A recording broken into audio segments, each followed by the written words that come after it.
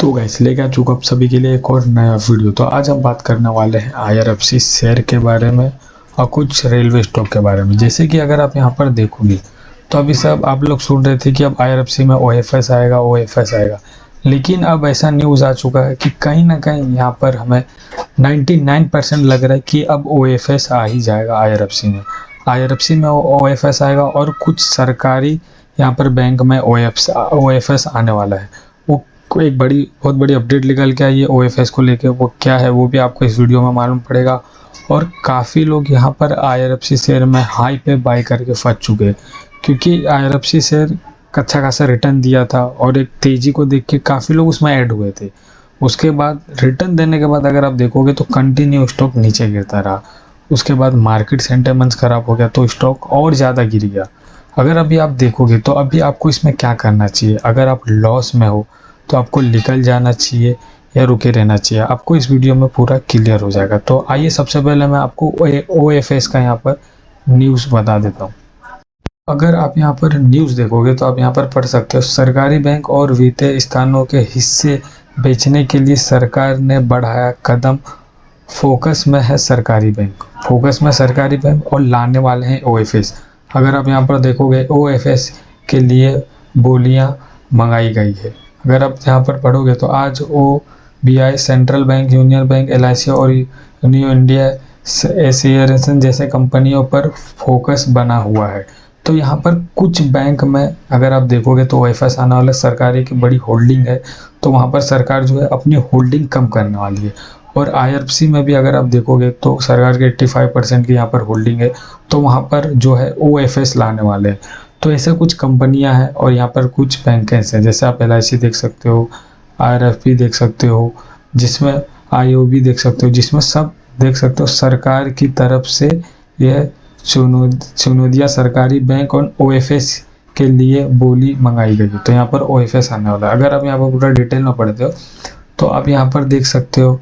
इस पर ज़्यादा डिटेल जानकारी देते हुए CNBC आवाज़ के इकोनॉमिक पॉलिसी एजेंसी लक्ष्य राय ने बताया कि चुनिंदा सरकारी बैंक के वित्तीय वर्ष स्थापना के हिस्सा बेचने के लिए निवेश के विभाग के विज्ञापन पर जारी किया गया। इस विज्ञापन के जरिए लीड मैनेजरों और मार्केटिंग ब्रोकरेज के नियोजन के लिए प्रोपोजल मंगाया गया है। अगर आप देखोगे तो यहाँ पर जो बैंक में और कुछ शेयर्स में यहाँ पर OFS आने वाला है।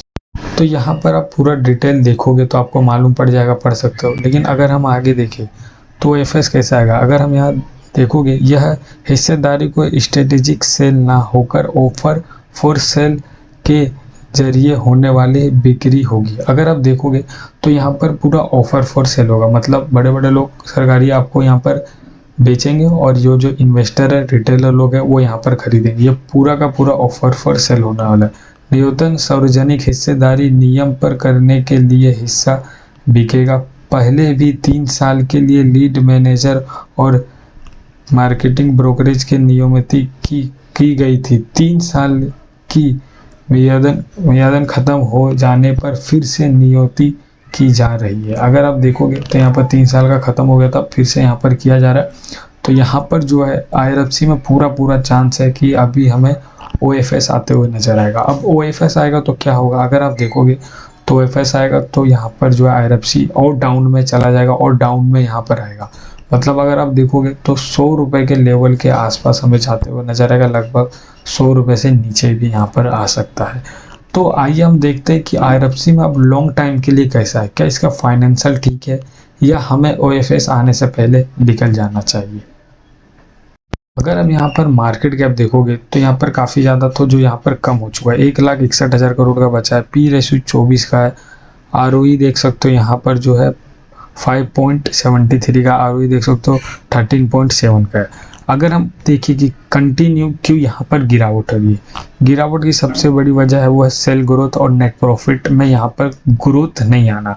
मतलब जो कंपनी सेलिंग कर रहा है उसमें हमें कोई इंक्रीज नहीं दिख रहा है, कोई ग्रोथ नहीं आ रहा, उल्टा यहाँ पर डाउन हो जा रहा है। और नेट प्रॉफिट को अगर आप यहाँ पर देखोगे तो यहाँ पर देखोगे 2021 में 1500 करोड़ था, 1700 करोड़ था और 2024 में भी वही 1600-1500 करोड़ के बीच में।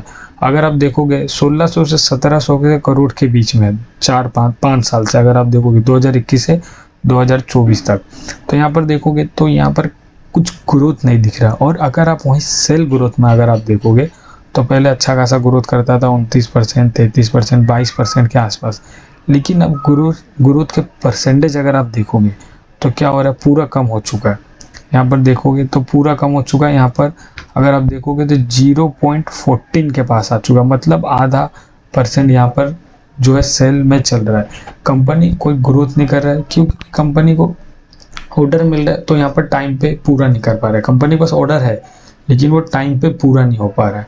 तो यहाँ पर कंपनी का जो ग्रोथ है वो ग्रोथ पूरी तरह यहाँ पर रुक चुका है। और यहाँ पर इंटरेस्ट देखोगे, कंपनी का जो इंटरेस्ट यहाँ पर पे करता था 4000 करोड़ 4500 करोड़, वो यहाँ पर बढ़ चुका है। अगर आप देखोगे तो हमें लगभग अब 5000 करोड़ के आसपास जो है इंटरेस्ट पे करते हुए नजर आ रहा है। तो कहीं ना कहीं ये जो शेड्यूल है इनका और रिजल्ट का वो काफ़ी ज़्यादा खराब है। सेल ग्रोथ, नेट प्रॉफिट और कंपनी का इंटरेस्ट यहाँ पर कंटिन्यू बढ़ते जा रहा है। इसके लिए जो है ग्रोथ नहीं हो रहा। ग्रोथ करने के लिए क्या चाहिए, यहाँ पर कंपनी को नेट प्रॉफिट इंक्रीज होना चाहिए, सेल ग्रोथ इंक्रीज होना चाहिए, जो यहाँ पर बिल्कुल भी नहीं हो रहा है। उल्टा यहाँ पर डाउन हो जा रहा है।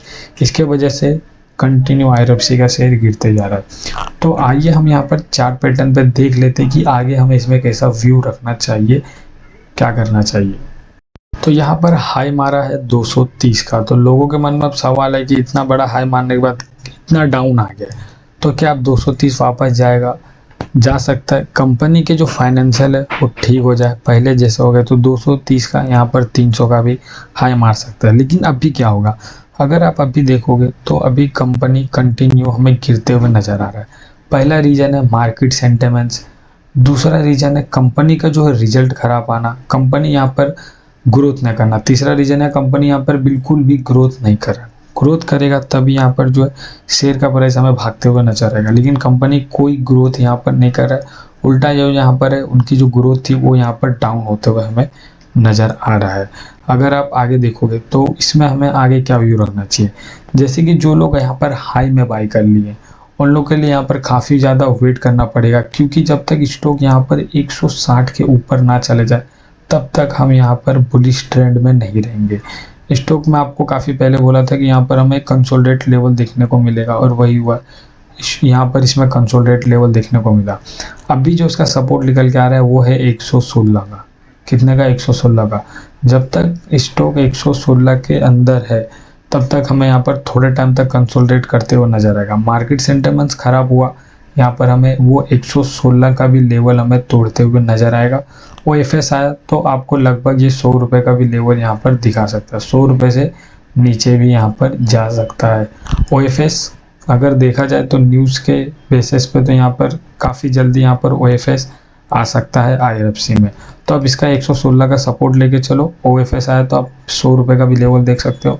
और जब तक हम बुलिश नहीं हुए, जब तक यहाँ पर 160 रुपये का लेवल पे क्रॉस ना कर पाए। तो मिलते हैं कि अगले वीडियो में। बाकी कोई टिप नहीं है, बाय एंड सेल का बस एक एजुकेशन के लिए है। Thank you for watching.